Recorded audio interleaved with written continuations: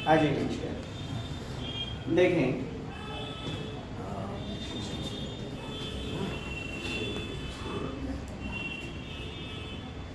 संस्कृत गद्यांश आपके पूछे गए प्रश्न। कस्मंचित ग्रामे काचित वृद्धा निवसति सम, किसी गांव में एक वृद्ध रहती थी। तस्या एकः एव पुत्रः, उसको एक लड़का था, एक पुत्र था। कदाचित वृद्धा रुग्णः जाता, यानी बीमारी से ग्रसित होती जा रही थी। सा स्त्रीलिंग के लिए प्रयोग हुआ है सा। सहतौ ते तुम युवाम यूयम अहम आवाम वयम। सह लड़के के लिए पुल्लिंग में प्रयोग करते हैं और सा का प्रयोग स्त्रीलिंग में, सा ते ता। तो सा औषध निर्माणार्थ, वह औषधि के निर्माण के लिए लोध वृक्षस्य त्वचम, यानी लोध वृक्ष का छाल इष्टवती चाहती थी। इष्टवती मतलब चाहना, इच्छा करना। अतः पुत्रम उक्तवती, अतः पुत्रम उक्तवती कौतो संयुक्त है। अतः पुत्रम उक्तवती, इस कारण से पुत्र को कहा। उक्तवान, उक्तवन यानी उक्त करना, कहना। पुत्र वने लोध वृक्ष अस्ति, भवान तत्र गत्वा प्रति किंचित, अच्छा किंचित त्वचम आनयतु। देखिए उसने पुत्र को जो है लोध वृक्ष के छाल के लिए कहा और जो है तत्र गत्वा किंचित त्वचम आनयतु इति। पुत्रः परशु गृहीत्वा वन गतवान। तो आप देख पा रहे हैं वह जो है ना वन के लिए प्रस्थान करेगा और क्या पुत्र परशु, कौन सा परशु, फरसा लेकर के, गृहीत्वा घर से लेकर के वन की ओर प्रस्थान कर दिया। गतवान लोध वृक्ष दृष्टवान परशुना तस्य त्वचम निकासस्य। लोध वृक्ष को देख करके परशु को निकाला। निक्षस्य निष्कास्य गृहीत्वा प्रति आनितवान। लोध वृक्ष के छाल को निकाल करके घर के प्रति जो है आनितवान, घर जो है आता है बंदा। वृद्धा तत् स्वीकृत्य औषधा सज्जीकृतवती। वृद्धा जो है औषधि को पा करके उसको कूटती है, उसको औषधि का निर्माण करती है। तस्य सेवनेन, उसके सेवन से सा स्वस्था अपी जाता, वह स्वस्थ होती चली जा रही थी। सा है तो वही बातें पुल्लिंग स्त्रीलिंग के लिए ना दोस्त। स्वस्था अपी जाता। पुनः कदाचित माता पुत्रस्य श्वेत वस्त्रम, ये श्वेत है संयुक्त, श्वेत वस्त्रम रक्त रंजितम दृष्टवती। उसने देखा कि जो उसके पुत्र का श्वेत वस्त्र था, उजला कपड़ा, श्वेत वस्त्र रक्त से सना हुआ पाया, रक्त से रंजित पाया। आतद्वेन सा पुत्र पृष्ठवती, पृष्ठ यानी पूछना, पृष्ठ पूछना। तो उसने अपने बेटे से यानी वत्स से, वत्स यानी बेटा, पूछा। वत्स भवतः श्वेत वस्त्र कथा रक्त रंजितम अस्ति। किस प्रकार से रक्त रंजित, किम अभवत, क्या हुआ था, किस प्रकार से रक्त रंजित हो गया। इति पुत्र उक्तवान, इस पर पुत्र ने जवाब दिया। उक्तवान कहा, अम्ब मां, अम्ब जगदम्बा जननी।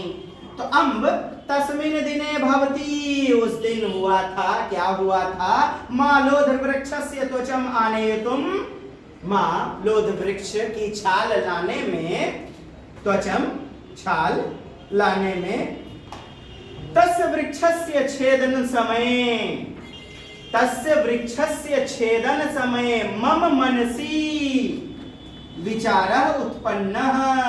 मतलब वृक्ष का जो छाल लेने के क्रम में, छेदन छीलने के क्रम में मेरे मन में विचार उत्पन्न हुआ, यत त्वन्निकासन समय, त्वन्नी यानी कि त्वचा के निष्कासन के समय सब वृक्ष कीयते वेदना, यानी वृक्ष से वेदना अनुभूतवान, वेदना अनुभूतवान। अच्छा जी, अनुभूतवान में प्रत्यय वान मान बताया है ना, सानस्य प्रत्यय वान मान वगैरह। तो अनुभूतवान यानी मुझे अनुभूति हुआ, क्या? वेदना का, उस वृक्ष की वेदना का अनुभूति हुआ। स्यात् यद्यपि सह वृक्ष वक्तुं न शक्नोति, वह वृक्ष बोल तो सकता नहीं था, मुझे उसकी वेदना की अनुभूति हुई। तथापि तस्य वेदना स्यात् एव इति अद्य अहं निश्चितवान यत् तस्मिन् समये वृक्षस्य कीदृशी। इसको क्या होगा? अच्छा देखिएगा,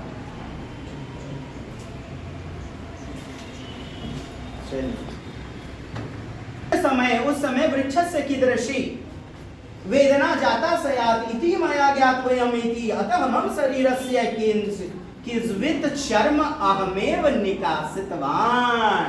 मतलब मैंने उसकी वेदना की अनुभूति करके मम शरीरस्य किंचित् चर्म अहमेव निष्कासितवान, मैंने भी अपने शरीर की उस चमड़ी को निकाल दिया, उसकी वेदना को समझते हुए। निष्कासितवान ततः रक्त प्रवाह भवति, तब रक्त का प्रवाह होने लगा, मेरे शरीर से रक्त बहने लगी। तेन मम श्वेत श्वेत वस्त्र रक्त रंजितम अस्ति इति, मतलब इस कारण से मेरा जो है वस्त्र रक्त से रंजित हो गया। इति पुत्रस्य वचनं श्रुत्वा मातृ नेत्राभ्याम अश्रु प्रवाह, इतना सुनते ही माता के आंखों से अश्रु बहने लगे। आरब्धः प्रारंभ हो गया, आरब्ध मतलब प्रारंभ हो जाना। पुत्रस्य दयानुगुणा ज्ञात्वा सा गाढ़ा आलिंगवती, पुत्र के इस दयानुगुण भाव को जान करके माता ने आलंबन, आलिंगवती यानी माता ने अपने पुत्र को चूमना प्रारंभ कर दिया। माता ने अपने पुत्र को चूमना प्रारंभ कर दिया। पुत्रस्य दयानुगुण, इस दया के गुण के कारण ज्ञात्वा साता गाढ़ा आलिंगवती। चलिए दोस्त, पहला प्रश्न है पुत्र स्नेह परवशा, पुत्र स्नेह परवशा संकृष्य माता का प्रार्थना न स्वीकृते। ये आपका नहीं, वृद्धा किम इष्टवती, तो वृद्धा किम इष्टवती, जैसा कि आपने देखा हुआ था, अभी हमने पढ़ा इष्टवती, दृष्टवती, इष्टवती यानी कि वृद्ध ने क्या इच्छा किया हुआ था? वृक्ष, आम्र वृक्ष, लोध वृक्ष हमारा उत्तर हो जाएगा। लोध वृक्ष की छाल का, त्वचम अर्थात उसकी छाल का। फिर आपका जो है अगला प्रश्न, पुत्र किं कृत्वा वनागतवान, क्या लेकर के जो है ना घर से गया हुआ था? तो परशु। नेक्स्ट, पुत्रस्य श्वेत वस्त्र कथा जातम, रक्त रंजितम, रक्त से कैसा हो गया था साहब? रक्त रंजित हो गया था, खून से लथपथ। स्वीकृत्य, आपने ऑनलाइन परीक्षा में देखा होगा, आपको प्रत्येक क्वेश्चन से पहले फिर से पैसेज दे दिया जाता है, फिर से, ठीक, बिल्कुल इसी प्रकार से आपकी मदद करवाया जा रहा है। चलिए, स्वीकृत्य, अब देखिए अंत में यो है साहब, तो इति पदे प्रयुक्त कृदंत प्रत्यय। अच्छा, कृदंत प्रत्यय और तद्धितांत प्रत्यय कल हमने बताया हुआ था। कृत प्रत्यय जो है ना धातु में लगता है, ये देखिए स्वीकृत्य स्वीकार करना हमारा क्या हो जाएगा? ल्यप प्रत्यय होगा, ल्यप। सानस्य वगैरह वान मान को देखा जाए। अच्छा, किंग ज्ञात्वा वृद्धा पुत्रम आलिंगवती, क्या जान करके आलिंगन करना शुरू कर दिया, चूमना शुरू कर दिया। तो दया गुणम, पुत्र के दया गुणम, पराक्रम पुत्र से ज्ञात नहीं, पहला नंबर हमारा उत्तर।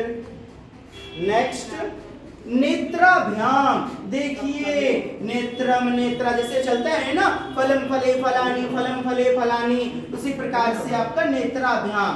और आप देखेंगे तृतीया चतुर्थी पंचमी के बीच वाले में, हालांकि ये याद करवा देंगे और आपको कुछ जो है ना नोट्स में देंगे, देखिए नेत्राभ्याम इति पदे का विभक्ति ही प्रयुक्ता, कौन सी विभक्ति है? तो साहब तृतीया चतुर्थी तो है नहीं, आपका पंचमी है, पंचमी विभक्ति। देखिए पुनः इच्छत, इच्छा करने वाली बात है, इच्छा इति अर्थे प्रयुक्त पदम चित्वा लिखत। तो इच्छा बताया ना, इष्टवती, कहने का मतलब है इच्छत इति अर्थे प्रयुक्त पदम चित्वा लिखत, यानी इस शब्द के जो अर्थ हैं वो क्या लिख सकते हैं आप? तो इष्टवती लिख सकते हैं, इच्छा करना। आइए, रोग पीड़िता इति अर्थे प्रयुक्त पदा चित्वा लिखत। रोग पीड़िता बोले तो बताया ना अभी हमने पैसेज में, रुग्णा, भीता व्यतीता जीर्णा तो होगा नहीं, रुग्णा, और हमारा सी नंबर उत्तर।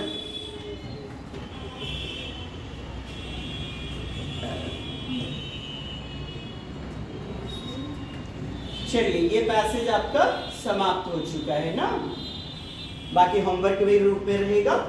कैसा लगा? अच्छा लगा या बहुत अच्छा लगा? चलिए बढ़िया जी, जय हिंद जय भारत। वो डीटीए भागलपुर ऑफलाइन कक्षा के लिए पधार सकते हैं, मनाली चौक, वही मनाली होटल से सटा हुआ दूसरा बिल्डिंग। चलिए जी, सभी को सादर नमन, हृदय से प्रणाम, जय हिंद जय भारत, वंदे मातरम।